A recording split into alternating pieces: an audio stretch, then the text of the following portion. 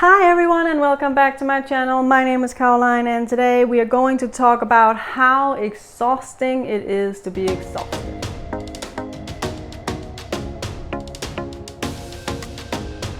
Before we get started, please don't forget to subscribe to my channel, like this video, turn on notifications, share the video, and you can also go follow me on my Instagram that's also called The Art of Being Ill. So being completely exhausted and fatigued is probably something a lot of you know about.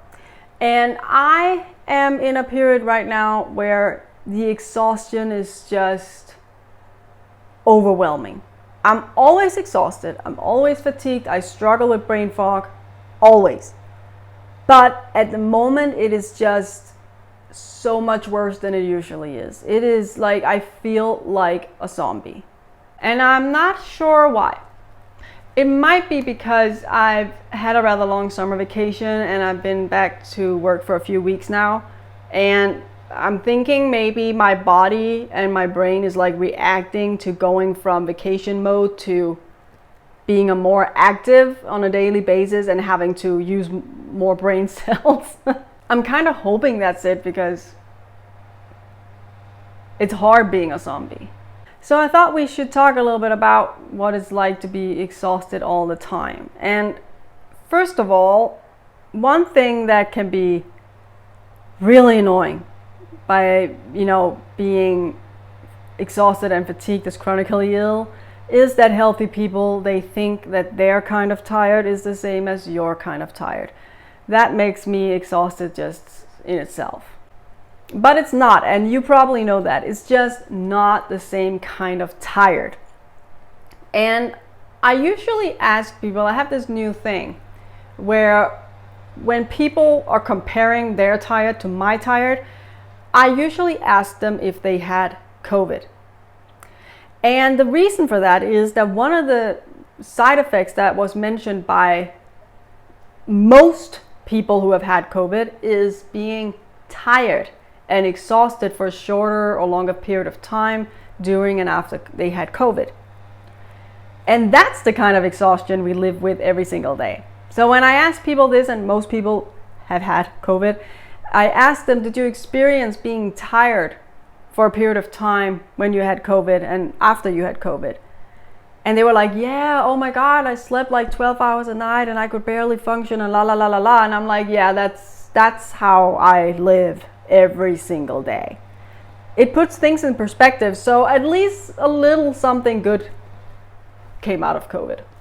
But at the moment, just getting out of bed for me is mission impossible.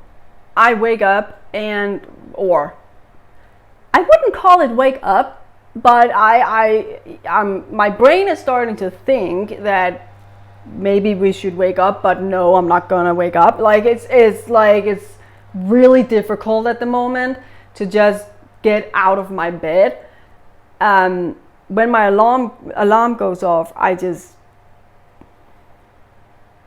opening my eyes is like hardly possible for me to do. It's really exhausting to just open my eyes. And I spend up to an hour at the moment getting out of my bed. And this is unusual for me. I might need 10-15 minutes to just wake up before I get out of my bed, but at the moment it's like not enough. And even when I manage to roll myself out of bed, because let's face it, I'm not actually getting up, I'm more like rolling out of it, I'm still just like I barely know who I am and where I am and what year it is. I'm just like confused and I'm overwhelmed from the moment I try to open my eyes. It's horrible. And I usually I do like 15 minutes of yoga every morning usually. But at the moment I'm not, because I'm having such a hard time getting up that when I finally manage to get myself out of the bed, I don't have time. I have to go to work. I have to just get some breakfast and get dressed and get out of the door. Like I don't have time for it. And it makes me sad because I love doing a little yoga in the morning. It's a really good way for me to wake up my body and my brain, and it just makes me feel good. It makes me feel more ready for the day, so I miss doing that. But at the moment, it's just not realistic for me. Speaking of work, oh my God. when you are barely functioning as just being alive, working is really hard. I get overstimulated and overwhelmed so fast at work. And I still love my job. It's not like that. And I still love my colleagues and everything. But I just, at the moment, it's just like too much information is being processed. I work in a school library, and the children, they love talking to me, which is a compliment. You know, it's because they like me. But they talk a lot and they ask a lot of questions. And the teachers are also asking questions because they are looking for a book or something. And I don't know about you, but when I am in this phase where I'm particularly exhausted, where it's like zombie exhausted, I get a little cranky.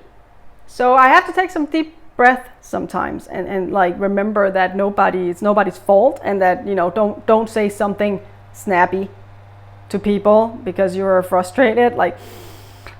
And I guess the crankiness probably comes from exhausted, and my brain can't handle any more information.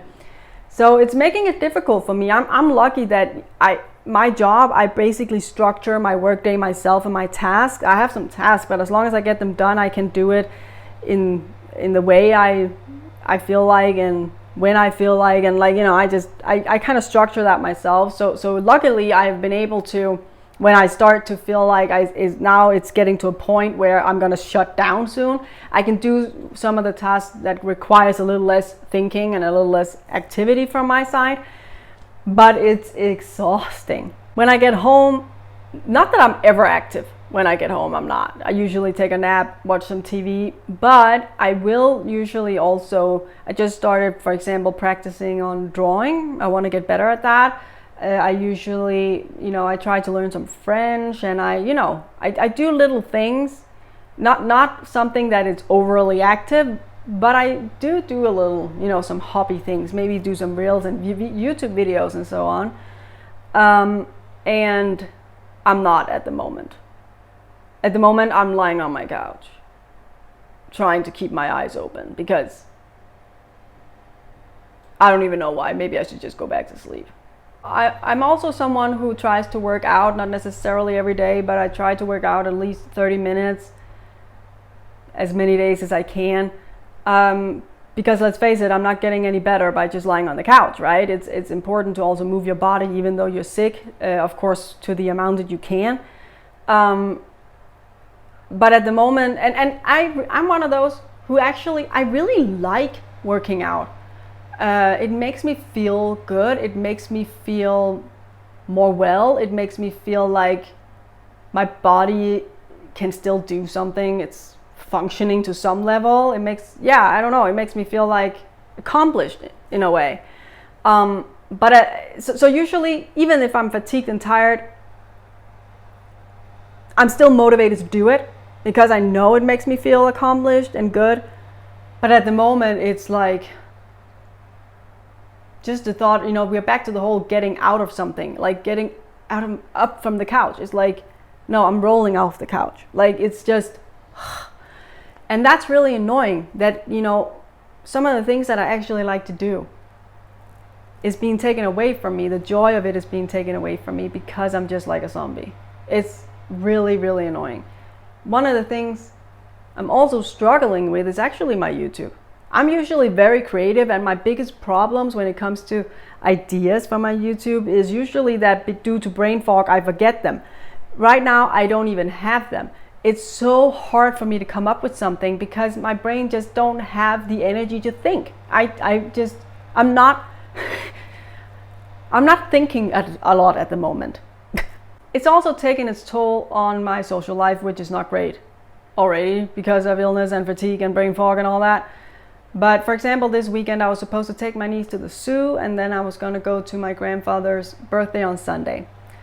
And usually doing something both Saturday and Sunday in a weekend for me is no-go.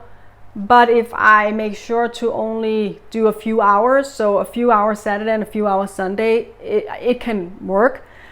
But I had to cancel taking my niece to the zoo because I just couldn't. And I wanted to take her to the zoo. I love my niece. I love hanging out with her. And I love my grandfather. I love my family, you know, and my grandfather is like in his 80s. So I'm just thankful he's still here, you know. But I could just thinking about it, even if it was just for a few hours Saturday and for a few hours Sunday, just thinking about it at the moment makes me want to just faint. Like it's just too much. So I had to cancel the zoo trip with my niece. So, and that sucks because it's something you want to do, right? And you want to be a good aunt, and you want to be a good family member, and you want to be all these things, and it's just not realistic at the moment. And I don't know about you, but I get a little depressed because it's like, yes, I'm always fatigued, I'm always tired, I'm always exhausted. But when I have these periods where the exhaustion is just much worse than it usually is, to a point where I barely function, it makes me, it reminds me of the limits I have in life because of my illnesses, and that sucks.